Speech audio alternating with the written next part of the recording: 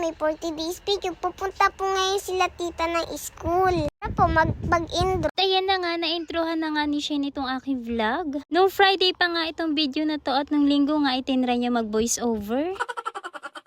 Nakailaman nga niya tong cellphone ko at nag-voice over nga siya mag-isa. Anyway, yung Friday ay umalis kami ni Ate Rochelle kasama nga si Roy at nagpaiwan nga neto si Shane. Punta nga kami yan sa school para magpa-enroll ng grade 1. Naglakad muna kami yan papuntang phase 1 dahil magpapaserox pa nga kami ng mga card, birth certificate nila. Buti na lang medyo hindi na maulan yung time na to kaya ginanahan nga kami umalis ni Ate Rochelle. Buti nga namin dito ay hindi namin inaasahan na wala palang Xerox ng loan kaya naghanap muna kami at lumipat.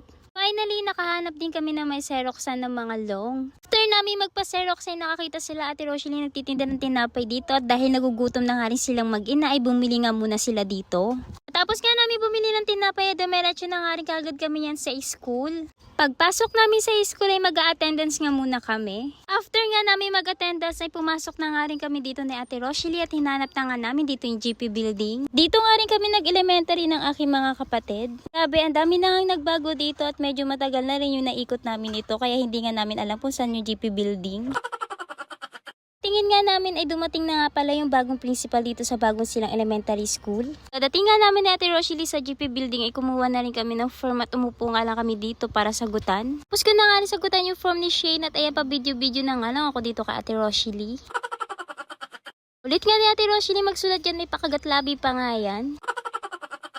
Hindi nga kami sabay ni Ate Rochelle matapos dito sa pagsasagot ng form dahil wala nga kami dalang ballpen at nanghiram nga lang kami sa teacher. Finally, natapos na nga rin si Ate Rochelle kaya sabay na nga namin inabot yung form ni Shane at Roy. Meron nga dito mga teacher na nag-a-assist at pagkatapos ngayon ay lumabas na nga rin kami. Maglalakad nga lang kami niyang pauwi para tipid na rin sa pamasahe.